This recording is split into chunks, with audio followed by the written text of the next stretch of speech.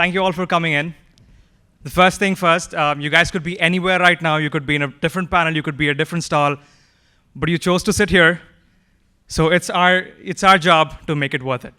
All right?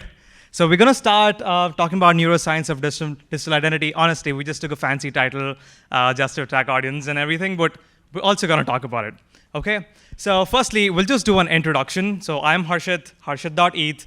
That's my address. That's my everything, all right? So Twitter and everything, you can go check that out. So I'm a community builder working with multiple projects as a community builder and building my own SaaS product as well. And now we have our co-panelist. Hi, this is Ayush, No Gods. So No Gods 404 is my Twitter. So I've been a serial entrepreneur. This is my third venture that I'm building with Paras. So when Web3 happened, so I wanted to jump right into it because when internet happened, I was too young. I couldn't take the leverage of internet. So that's why Web3 is everything for me, and I'm gonna build multiple experiences and multiple things in Web3 for the coming decade. Superb. So hi, I'm Paras, and I'm co-founder of Extra. Ayush and I, like he mentioned, we have built companies previously together, and right now we're building Extra, which is like a gamer identity protocol that helps gamers to own their identities and move it across Web3 games. So of course we can dive deeper into it, but that CloneX is my digital identity in Web3. So that is correct. Very, very specific. So I've got multiple identities. For example, my name is Paras, but that's a bit tough for people to comprehend or speak when I come to the States. So I call myself Paris here, actually, because Paris people understand very easily. So very unique ways people keep identities. And I've realized when I reflect that I keep multiple, actually, in different forms. Like his name is No God. Yeah. So that is correct. And I mean, if you look at mine, right, so it's the same. It's the same kind of identity which I want to showcase. So if you actually talk about what goes in our head when we talk about identities, right, because there are mirror neurons. So every time we interact, it's human behavior. We have evolved into beings, and we are social creatures. When we connect with people, that's how we bond. That's how communities happen. And it's not happening right now. I mean, right now, you guys keep listening. Okay, community this, community that. Everyone's selling an NFT, just saying, okay, we'll promise you community. Buy our NFT. That's happening right now, but guess what? Communities have been in existence since the dawn of humanity, and that's how human species is existing right now, and that's the innate nature of human beings. So now we're also going to talk about the dopamine hit. What's the dopamine? Is basically a neuron. It's the pleasure neuron, which is called, right? It's a pleasure neuron. Every time you get that Starbucks coffee, it gives you that hit. Every time you wear something cool and someone says, "Hey man, hey Simon, you look great." He's getting a dopamine hit, right? So that's the neurons which are being fired. Now, what happens with identity? Now, Paris, I want to ask you, when you rock that CloneX, do you get that sense of a community you're with? CloneX, you're a part of that, and is there a status signaling that happens, or why do you even rock that? Interesting question. So, contrary to what a lot of people believe, that I must have looked at like 10,000 CloneX, and then this is the one probably that I related the most to. That's why I picked it. Not true at all. Actually, you start building relatability after you sign up to it. So interesting. So what were the choices when I was choosing this identity? I thought I'm getting into NFTs. It's about cutting edge technology. We are moving forward. So it has to be a robotic DNA. Like there was a human trait, there was a robotic trait. So I chose the robotic trait. That's all I had in my mind. And then over time, I started relating to this face and this creature right here. Got it. Like if you tell me, hey, Paras, I looked at your Twitter profile, I immediately get this image in my mind. That, I have to behave like that guy suddenly. Correct. Who's that there? So yeah, it's like that. A lot of it is actually post signing up for an identity than pre-signing up for an identity. Okay. So we actually have a question here, right? Because in the beginning you were talking about this is my Web3 identity. Yeah. So what does that even mean? Are there different kinds of identities? Can you have an IRL identity? Can you have a URL identity? Is it something like that? Yeah, I mean, see, what is identity? Identity is your representation in a digital space. It's a very, I would say, primitive thought to think that it should be consistent everywhere. It need not be consistent everywhere. In fact, it need not be consistent even in the same digital space. What if I want to have multiple identities? Have you heard of this concept called Insta and Finsta? No. So Insta is like my real Insta, Finsta is like my fake Insta. Okay. It's actually very common for teenagers today to have multiple Instagram profiles. There is a reason why that switch profile feature exists. It's not really for brand agencies. It's actually for people to have multiple personalities. and we see people putting their display picture on Instagram as a flower all the time. Like, that's crazy, right? But that happens. That is correct, because you can be two different people, right? I mean, honestly, guys, when you get into the Web3 space, you understand that community is definitely very strong, because I flew all the way from India. I spent like, and for Indian passport holder, it's like super difficult to get a US visa somehow. And I had to fly to Singapore to get a visa and everything. But I did that because I had to meet people which I met on Twitter in real life. And when you do that, the connection is different. It's just, when you meet people in real life, it's just different. And we also spoke on a video call, but when you're here, you get that ethos, you get that sense of human connect, which will be transferred into digital identities. And now we dive into how that can happen with gaming. So tell us what you're building and how this can be, the identity, how can it be transferred into the gaming segment? Tell us about that. So if whenever we post anything on social media, we spend so much time perfecting our profile picture, perfecting the picture that we are trying to post. Filters and everything, right? When it comes to gaming, it's like doing everything that, but on steroids. Okay. Like, everyone likes to play dress up. Whatever is our age, we like to play dress up and have that customization things and all those things possible. So what's not possible in physical life is we cannot add wings to our suit, let's say. That is possible in games. So that's why when we come to games, the real identity and the digital identity, so the digital identity takes a different level altogether, because we can do all the kind of customization so that we can be a part of a cool group. It's like going back to the high school. You want to be the part of that coolest group in the high school. You want to look cool. You want to behave like that. Have all the weapons. Have all the powers and strength and everything. So that is possible in games. And when you introduce NFT into that, suddenly the sense of ownership kicks in. Yes. And that is when dopamine hit comes. Yes. Right. So 100%. that's the neurotransmitter that gets released in the brain, which Yes. is related to the ownership, rewards, and everything in the game. Yes. Right. So I mean, that is why this becomes more important when we talk about digital identity in the game, because then you have that digital connection, that social connection in the game. When I see a cool avatar, I was like, that's a cool one. Where do you get it from? Or I can be like waving a flag saying that this is my clone X. You don't have that. So it's like being a part of that secretive group in the game. Yes. With more neon colors and all those relatability, context, and all bundled together. So that's why it's 100%. It's playing dress up with steroids. Yeah. And while you were talking about going on to all those teenage days where you were showing off, you were a part of the vibe, right? You're showing off to your friends and you're telling them, hey, I got this. And what's happening here is basically virtue signaling. It's status game. It's human beings. We always play the status game. And we're expressing ourselves by the way we dress. Every single tweet that you do on your Twitter, it's basically an extension to yourself, but in the form of a tweet, right? So even the way we dress, I mean, I'm wearing a suit. I never wore a suit. I mean, imagine which 20-year-old would wear a suit, right? I mean, I want to express myself like that. I want to show that, okay, I understand this, and I want to show it to an audience. So I'm being super honest with you guys. So that's how it works. And now when ownership kicks in, I can just simply rock that clone X and say, hey, that's mine. I'm flexing. It's not true, right? Because there's ownership in place, and it's owned by your wallet address, so it's yours. Yep. So I don't have that. I can't flex with it. Only you can, because it's all on the chain. That's what ownership does, and it's so hard to describe to you guys. I mean, the image owning it is actually yours. And before this, you weren't able to own anything digitally and say, okay, this is mine. But now you can with NFTs.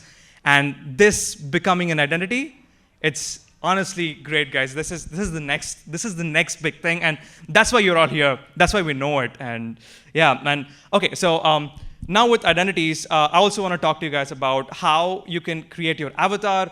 So let's say with the gaming stuff, right? So I'm playing a game. Let's say I won a quest. I finish this mission, and I get something out of it. I get a sword, I get a gun, whatever the game is about. So what happens there? If I get a gun or whatever thing I achieved in that, how is it playing a role for the avatar, being it as an identity for the gamer? Sure. So I see it this way, like all of us are a product of multiple stories that we have lived through our life. Okay.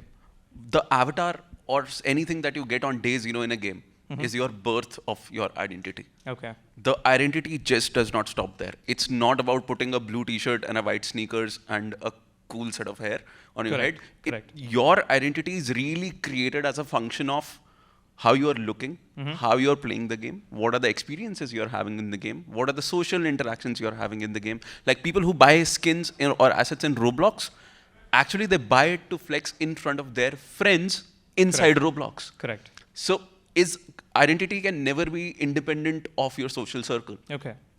Of course, that social circle in that digital space will be more relevant for your identity. So that's why I say it. Avatar is just a birth. What happens beyond that? Assets that come to you, assets that you unlock, assets that you win, assets that you steal from someone else.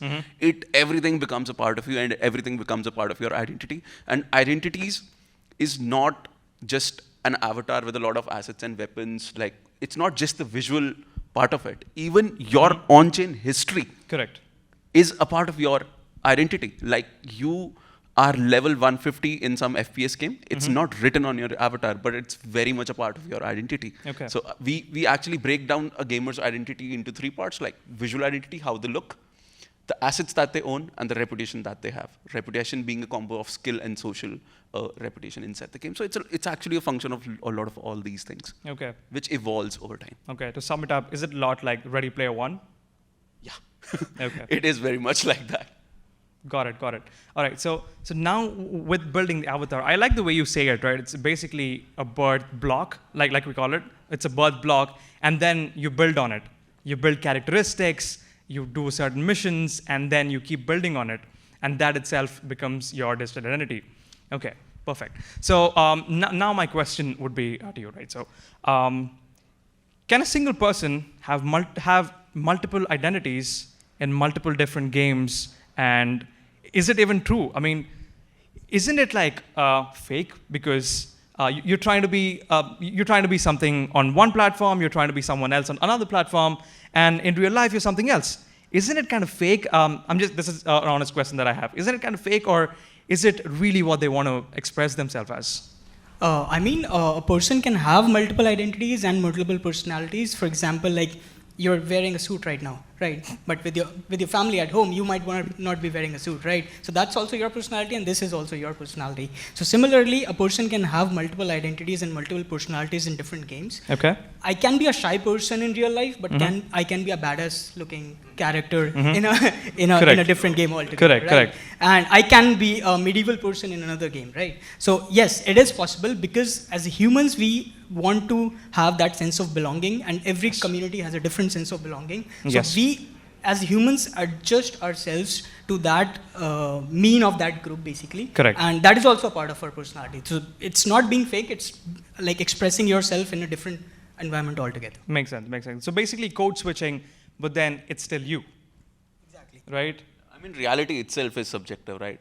Paras is not my real name. It's just a state authorized name. Yes. Everyone has truce on that naming protocol. What is first name, last name? That's all it is. How is no gods any less real than Ayush? It should not be, right? 100%. Yeah.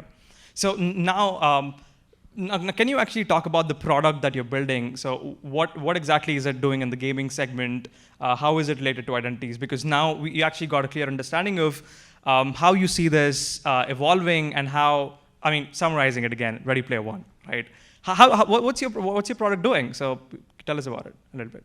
Yeah, sure. So I'll give a bit background about that. So Ayush and I, the first company that we built together was actually one of the biggest consumer headphones brand in India. So we had more than 1 million paying users, and a majority of those paying users were actually gamers. So we have spent a lot of time very closely to them. Okay. And the most fascinating concept that we found was actually identities. That almost every gamer that we talked to was an average person in real life, but their gaming avatar was out of this world. Like Okay. it was extraordinary, extravagant, extrovert. Okay. So that's why the name Extra actually comes from. So the idea was that the moment your physical baggage is removed and you have a chance at creating a new identity, Yep. you are just not, you are always extraordinary from your physical self. You punch up higher in that. So that was very fascinating. And we were looking at Web3, how it's transferring ownership to people of the assets. So it was a very interesting intersection of gaming, identities and ownership that we wanted to work on. That's why we worked on this. One thing that we saw was that, yes, people had started to own assets inside the game and the ownership was coming to people. Okay. But is ownership really ownership if it can't be moved with you? Okay. Like, that's something which was missing. Like if I'm playing a FPS game, like a shooting game, and I'm playing another shooting game after that, I'm suddenly level 0 in that game. Correct. Even in Web3. Yep. Like that doesn't make any sense. I'm just good at shooting. Like why can't I transfer my reputation? Why can't I transfer the way I look from one Web3 game to another? This is not possible today because there is no consensus of 100%. what's a gaming identity. Yeah. So, Yep. so we are starting with visual identities. We are helping people bring their NFTs inside games in form of skins. We use generative AI for this. So people can look consistent across games. The next thing we are doing is, can you take your reputation, your skill, your asset The work that you put rarity in. from one game to another. And in fact, you don't even really need to move the asset as Okay. such. As long as you can move the data to the other game, that I am this reputation person in an FPS game. So if you are an FPS game, give me more stuff faster. I don't want to have the normal journey inside this game. So in a way, you've transferred your identity Got and it. you own your identity. Got it. So makes sense. So basically, what you're trying to say is there's an extent to where you can own it right now. If you own an avatar, you own the avatar in a particular platform, and whatever you built across that platform is yours in that platform only. Yeah. But now, with the tech that you're building, you can move that to another platform as well, and all the work that you put in will also be transferred. Yeah. Got it. So basically you're moving from another place to another place, and it's With your identity correct, intact. with your identity attached to it. Yes. Yeah. It's more like mapping all your interaction in different other games to Okay. one profile of yours. Okay. So that it's not like concealed or like concealed in a certain environment, Got but mapped to one single location via SBT or your DID or something like that, so that whenever you enter a game or log in into a game using that DID or SBT, then the game knows like what has been your history. There's Okay. a way for the game to understand what has been your history as a gamer, and then they can offer you different other things, like they can unlock different levels for you, they can unlock different assets for you. So it's like not starting the journey, as Paras said, from zero, but building on top of your existing gamer identity. Got it.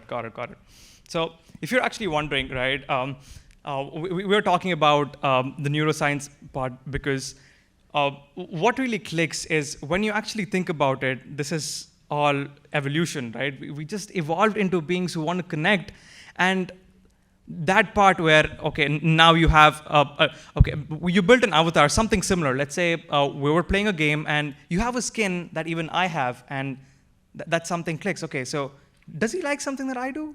And that's when that clicks, right? So you know there's a connection and you form a bond, and that's what community is. So that's 100% true. So also tell us what are your thoughts on community in general, because gaming is there, but without community, do you think gaming can sustain with identities? No, identities in a way are defined partly by community building also. Like I said, Okay. there is no true meaning of identity if you're alone in a digital space. Like, who is it for? Who? Yep. Identity is a perception by others. Like, Correct. that's an important part of the equation, right? With respect to NFTs, gaming, and community, like if I talk about these three things, one thing I find very, very fascinating is that it goes to a very high level and to a granular level at the same time. For example, all of us own some NFT. There is a common link between all. And this is a big one. And the granular level that it exists at is that there are communities of CryptoPunk holders who have a hoodie in their CryptoPunk. Yeah. Like, hey, we are hoodie gang. Yes. Yep. And now it's going beyond collections. Like Yep. I'm hoodie gang in CloneX, you are hoodie gang in CryptoPunk. Yeah. So we are actually similar. Yes. which is weird. Like people find commonality on Yes. smallest of the things and the largest Yes, of the things, yes.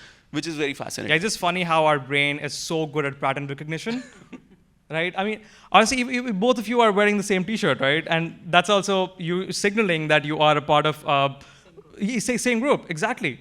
And Romance. Yeah, that is fascinating, guys. I mean, we're so good at pattern recognition, and it's just great because for example, let's say when you were at school, right? Let's say you had a cool box, and that was status signaling for you as a kid. Hey, I got the coolest box, or whatever the notebook is, right? So that is status. So what I'm trying to say is, even as kids, we knew that, and now this is an extension to it, and now it's all digital. Yeah, exactly. Part of the hood, bro. We're part of the hood, bro. You know what it is? That is community. And now we're taking it online.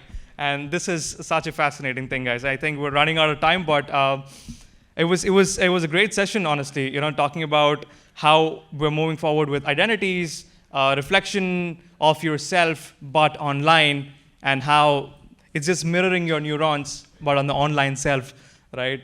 Yeah, that was a cool CloneX as well. And yeah, so are you becoming that person, you'd say, that robotic Web3 person as an identity which your CloneX had? Yeah, I mean, if I would go into a Web3 game, I would want to look like that, because there's a lot of investment that has gone into it, not just about money, but my time. I've mentioned it, I've posted it here. Correct. So I actually don't want to sell it, even if someone offers me like 2x the floor Your price. forever or 3x NFT. Yeah, correct. Yes. You find that in this, and I've invested a lot of energy also Correct. Into this. I think one of the things is, I think I just assumed that when people are shortlisting for speakers on NFT.NYC, they don't read anything in the profile. Just put a profile picture of a CloneX, and the odds of getting in go up, because they know you know NFTs exactly. to start with. Correct. So, correct. So I think we discussed a lot here: social signaling, status, ownership, NFTs, and how it's all our identity and taking it to our digital self. Yes, guys, thank you so much again. Do follow us on Instagram, and yeah. If you have any questions, in 20 seconds, if we can wrap that up, maybe.